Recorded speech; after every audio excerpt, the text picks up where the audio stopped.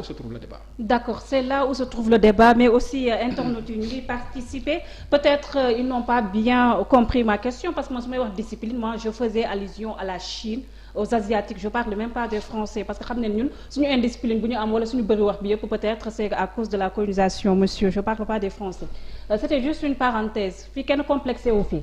On avance, maître. Non yow respecté Sénégalais nga. Voilà. Ma rassuré leen ci côté boobu. Pour respecter waxewul ci sens boobu. Mais voilà, je parle des Chinois. ci côté rigueur lay wax. Voilà, effectivement comprendre na question. foofu laay waxee mais maître ñu continuer. On parle de relâchement di ngi wax aussi wàllum non respect des mesures barrières mais aussi ñuy wax tamit waxi vaccin te gis nañ ne ci Sénégal fii mun na ñu bëgg ko ñu bañ ko respecté wuñ yooyu yëpp tey est-ce que tey pour bañ a faagaagal ak suñu crise suñu économie bi gi nga xam ne fu mu toll ni mun nañoo ne nërmelu la ñu bañ a aussi faat suñu mag yi parce que xam ne ni Sénégal les jeunes nekk ñoom ñoo yor kër yi mag yi ñoo yor kër yi te gis ne nu ñu faatoo ci Covid bi tey est-ce que waruñoo dem aussi vers ces vaccins yi nga xam ne mun nañu wax ne nekk na source à polémique fii au niveau du Sénégal.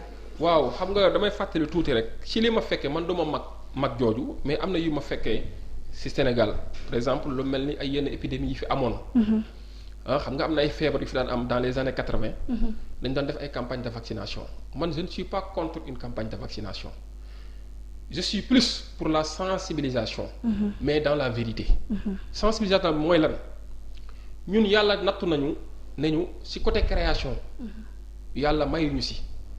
benn kilifa gu mag dafa mënoon wax ne Afrique dafa mel la ñoo tooñ yàlla suñu borom parce que brin almet bi gën a tuuti sax bu baax mënuñu ko defar. Voilà li ci des yëpp dañ koy importer kon ñun on est obligé. bu mbas yu mel ni amee nii dans la prévention nit ñi wax ci wàllu vaccination bi. mais dama ni te foofu dama ci invité autorités yi. parce que tey jii lu fi am ñoom ñoo ko fi indi kon luñ fi nar a doxal ñoom ñoo ko fi imposer. les Sénégalais seront là pour subir. te ñaanuma yàlla fitna di fi yeewu parce que ay campagne de vaccination dafa am man li may ñaan autorité mooy. ñu xool ci seen axulaay taalaa lépp lu ñuy def nañ ci xool yàlla suñu borom xool yàlla suñu borom mooy lan bu ñu taxawee rek telle puissance wala tel dëkk rek nañ ñuy defal don wala nangam sama parce que derrière les dons y a toujours des plans. man gëwuma don xam nga la laa gëm yow nga ñëw mettre à profit sa personnel médical say acteurs médicaux li ñu naan les acteurs de la santé am na si ñoo xam ne c'est des spécialistes lépp lu fi dugg nañ ko saytu. parce que ñu bëri ñu ngi tiit naan vaccin yi est-ce que amuñu benn projet de réduction de la population mondiale. Est-ce que amuñu benn projet de réduction de la population africaine des Africains est-ce que ce n'est pas une autre forme de domination de l'Afrique. ñu bëri ñu ngi poser des questions mais foofu dafa am fu ñuy toll bu ñëpp jaaxlee gannaaw buñ dëgmalee suñu borom ba pare. dañuy ñaan ñi nga xam ne ñoo ñu jiite xam nga fan yi passé damaa déglu le khalife général de Tivaouane.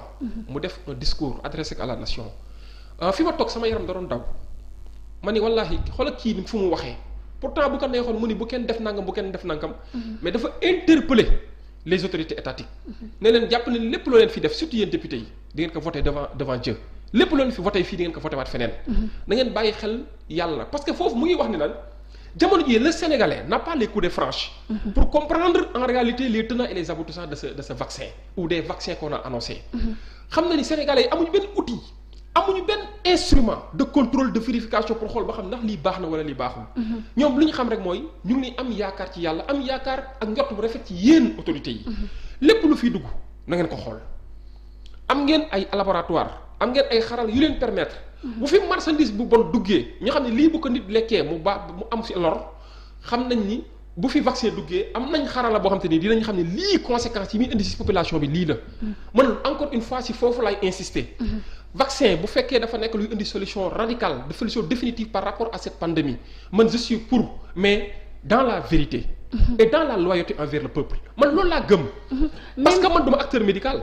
mais damay am yaakaar ni xanaa ñemewuñoo jël lu mel ni campagne de vaccination dugal ko fi pour après ñoom ñu nekk suñu noonu wala ñuy def loo xam te ni c'est contre les intérêts du peuple sénégalais te loolu bu ñu fa yeggee je pense que dinañ layoog peuple sénégalais mais dinañ layoog yàlla suñu borom te yàlla bu ñu fa yegg. mais maître bu ñu xoolee aussi certes ñun am nañ ay cas de décès feebar bi mu ngi fi gën a am nañ ay cas yu yokk feebar nit yi ñu ngi gën di faatu fii nii ci Covid bi au niveau du Sénégal mais bu ñu xoolee comparé aux pays occidentaux mun nañoo wax ne carrément que la maladie est quasi inexistante ici au Sénégal. peut-être ñoom bu ñu amoon loolu sax du ñu nekk fi di wax waxi Covid ñu di démb maa ngi suivre sur France 24 ñu ngi xam ne même foofu au niveau de la France ñoom dañoo am problème par rapport ak approvisionnement vaccin yi dañoo nekk en rupture donc cas yooyu yëpp ñu gis ko mu nekk ay cas yoo xam ne mun nañu wax ne vaccin yi ci boppam nu mu waroon amee foofu wala sax approvisionnement bi nu mu fa waroon demeewu ko tey jii est-ce que les autorités étatiques sénégalaises waruñoo def ndànk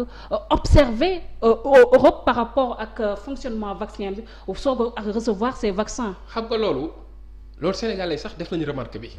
ñoom ñëpp dem nañ ba seetlu ne pourquoi France di jàkkamte ñu du ñu indil ñun Sénégal te France bu dee loru am na d'après ñoom li ñu annoncé ci information ñoom ñoo gën a loru. xam nga tey jii jamono ji ñuy wax naan en France dernièrement rek il y a 24 heures am nañ 177 morts et plus de 3000 cas infectés 3000 contaminations nouvelles contaminations. au Sénégal jamono ji ñu la wax ne yaa ngi ci ay 200 et poussière.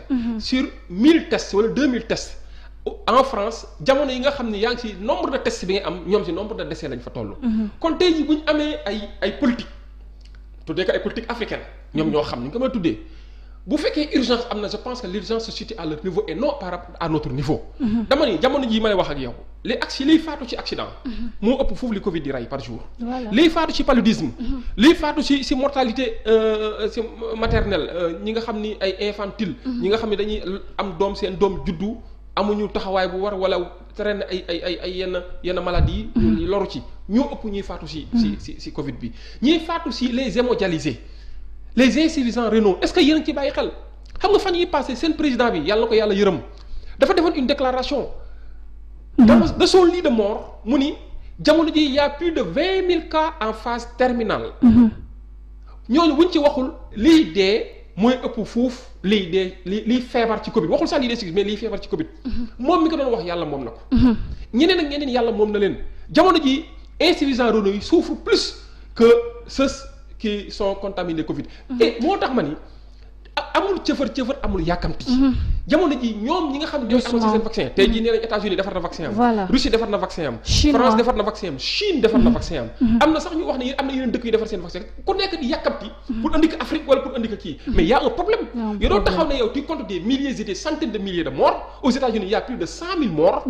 en Angleterre il y a plus de 100 000 morts ñu ñëw taxaw. seen produit boobu ñu dañ koy imposer Sénégalais wala dañ koy imposer africains yi mais c'est là où le bas c'est là où on a des problèmes bu fekkee ñoom dañuy digle sangaay dañ fekk ñoom ñu ci set ba pare bu fekkee nag seen vaccin bi dafa am plan bu nekk derrière en tout cas les Sénégalais seront debout et seront déterminés en tout cas am na ñu nekk fii di ko xeex te loolu mooy tax sax si laay may saluer au passage comportement yi nga xam ne yenn activistes sénégalais yi ak yenn institutions de lutte pour de lutte pour les avancées démocratiques ñu ngi fi di ko xeex pour Sénégalais yi autorités yi di gën a bàyyi xel seen askan di gën a yërëm seen askan te bañ a copier li ci biti wala di jéem a répondre à des exigences étrangères ou à des ordres qui nous viennent de l'étranger alors que le plan qui est derrière n'est pas encore un plan qui est avoué qui est assumé foofu la ñuy ñaan ñu gën a gëstuwaat peuple sénégalais bi gën a dox di saytu li nga xam ne mooy intérêt peuple sénégalais bi te ñu bañ a di def bu États-Unis tëbee rek ñu tëb wala bu France tëbee rek ñu tëb loolu baaxul.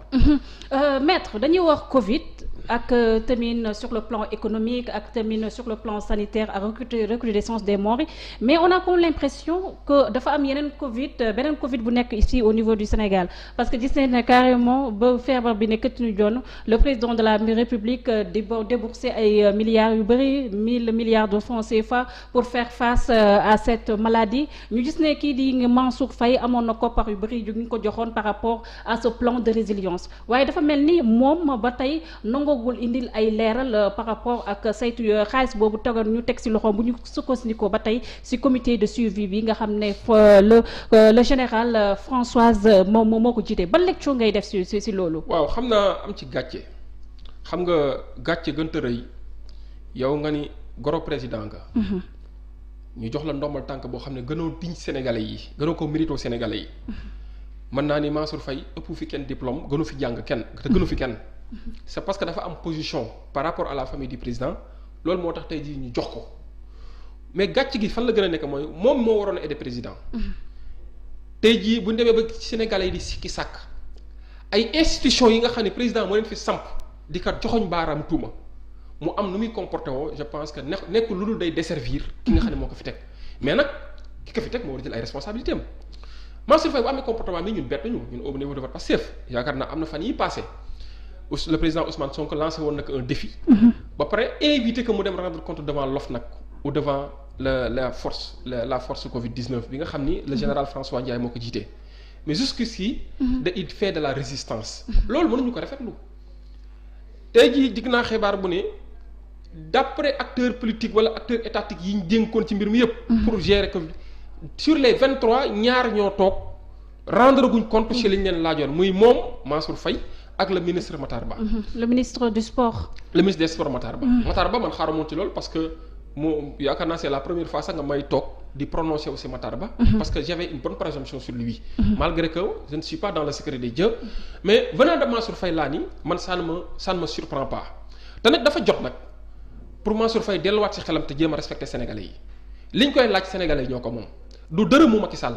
Macky Sall bu engagé ay milliards depuis l'étranger ce sont des générations de sénégalais ñoom ñoo koy fay tey jii bu ñu hypothéquer l'avenir des sénégalais ce sont ces mêmes sénégalais là qui seront appelés demain à payer les dettes sénégalaises ce n'est ni Mansour Faye ce n'est ni Macky Sall maintenant ñoom ñooy engagé les sénégalais de par leur signature ñoom ñooy engagé la république ñooy engagé le peuple sénégalais yaa xayti ma damay ñaan de grâce Mansour Faye na delloo ci xelam te jéem a respecter sénégalais yi respecter sénégalais yi mooy lan li ñu ko jox en réalité sénégalais yi moo ko jox dafa jaar ci Macky Sall rek mais sénégalais yi ñoo ko jox na fàttaliku ne lii mu teg te mu toog fii ëllëg dina fa jógee te bu fa jógee il va rendre compte loolu c'est irréversible Ousmane Sonko wax na ko Pastef wax na ko te keneen ak keneen tamit wax nañ ko il va rendre compte tôt ou tard na def lu ko neex nag bu fekkee proximité ak président de la République moo tax muy def lii wallaahi dina rendre compte te nag na rendre compte si teel nag bala ma ne dañu ne nag jël bu gàtt moo gën jël bu gudd.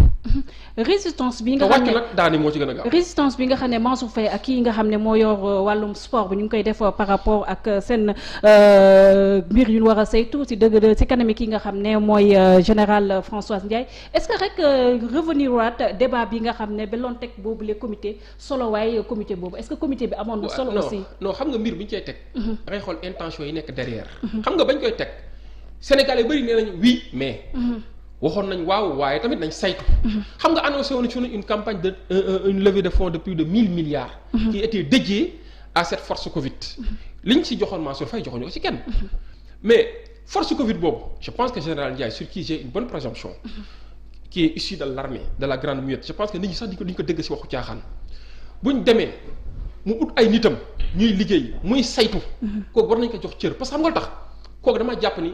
comme ni ma wax léegi dama am njort bu rafet ci moom. moom farul fenn. il fait partie des sénégalais c'est un citoyen sénégalais mais fii li gën a neex ci mbir mooy dafa génne foo xam te ni au moins ça fait l'unanimité mooy l'armée. te ku xam l'armée ñu xam ne notre armée est une armée républicaine jusqu'ici c'est une armée républicaine. bu ñu fa jëlee koo am noonu ci dayoo. ñu ne ko dénk nañ la mbir mi. yaa xayti kii ko dénk je pense que.